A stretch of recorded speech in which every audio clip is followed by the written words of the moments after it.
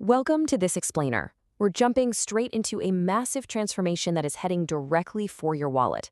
If you're in India, the very way you handle, fold, and spend your everyday cash is about to get a major upgrade. We're talking about the highly anticipated shift from traditional cotton paper currency to polymer banknotes. It's a truly fascinating evolution of money, and we've got the data and research to break it all down for you right now. Okay, let's dive into this. Have you ever accidentally left a 10 rupee note in your pocket, tossed those pants in the laundry, and pulled out, well, a completely disintegrated, unreadable clump of paper? Yeah, we've all been there. Traditional cotton paper cash is just incredibly fragile. It absorbs sweat, it tears super easily, and it gets completely ruined in the rain.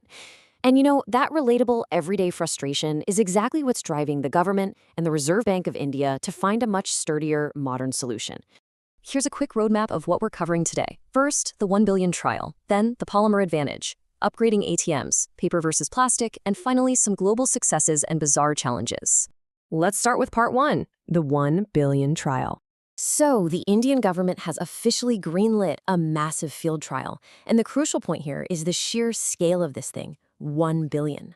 The RBI's subsidiary, BRBNMPL, has been tasked with printing 1 billion pieces of the new 10 rupee notes and another 1 billion of the 20 rupee notes. The government actually floated global tenders to import the necessary polymer sheets, and interestingly, they specifically barred raw materials from China and Pakistan for security reasons.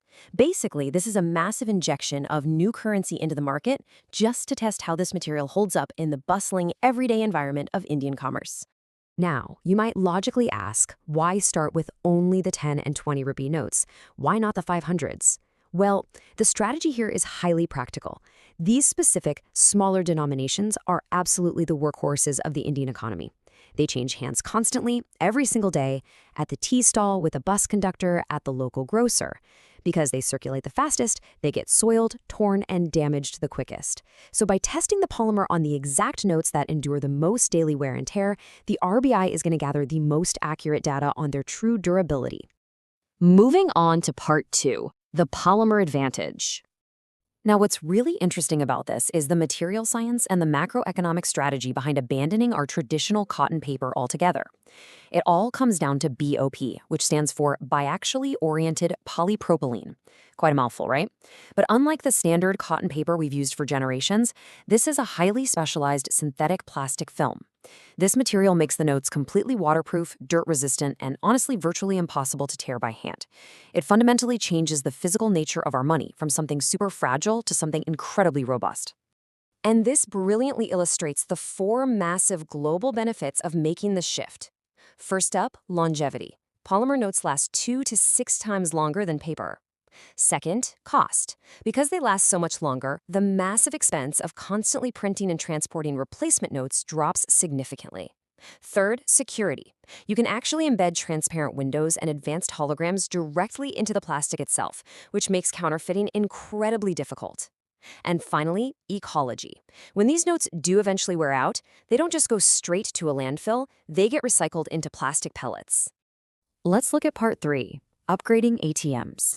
You see, introducing a completely new physical material into a massive economy requires changing the hidden logistical infrastructure that keeps cash flowing smoothly.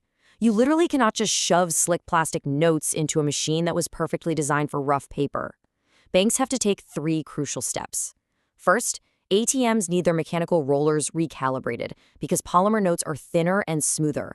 Otherwise, the machine might mistakenly shoot out 2 notes instead of 1.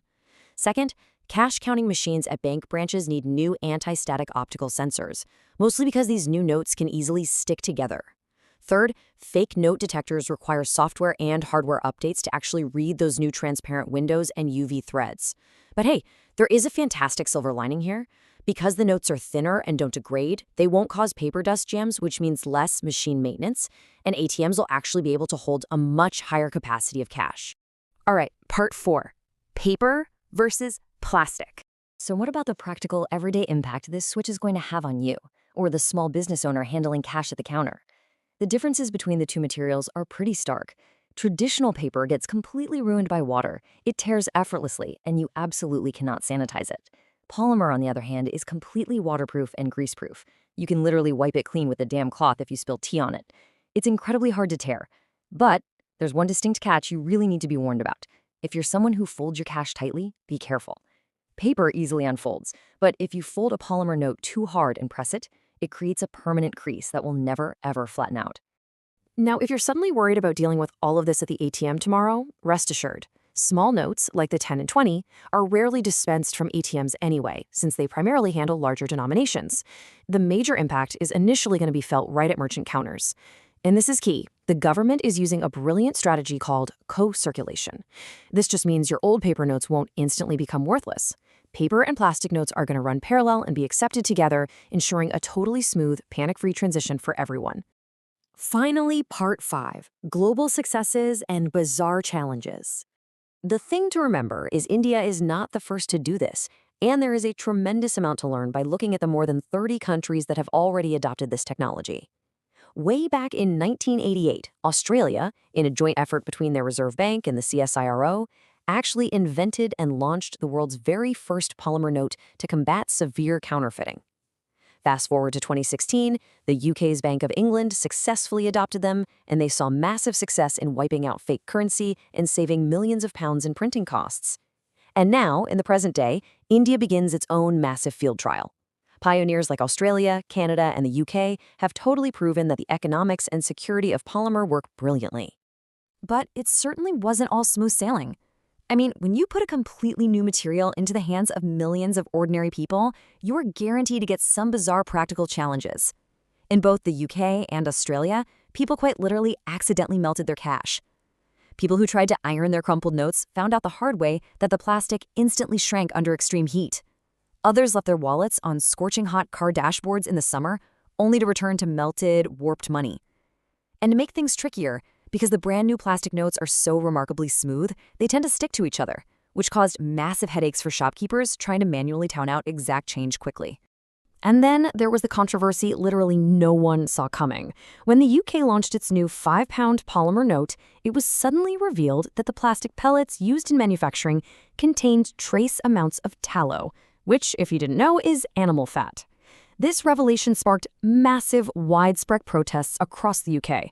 Vegan and vegetarian communities, as well as Hindu and Sikh religious organizations, strongly objected to handling currency that contained animal products, and they launched petitions signed by thousands. It turned into a huge public relations nightmare for the Bank of England, forcing them to scramble and explore plant-based alternatives like palm oil for future prints. It's just a perfect example of the unpredictable cultural hurdles of changing a nation's foundational currency.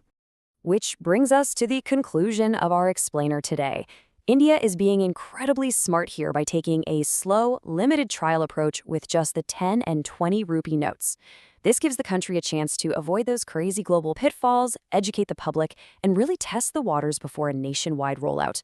The trials are set, the billions of notes are being printed, and very soon they'll be handed to you over a store counter. The era of fragile paper cash is coming to a close. So I'll leave you with this final, provocative thought to reflect on. Are you ready to change how you handle your cash? Thanks so much for exploring this topic with me, and keep learning.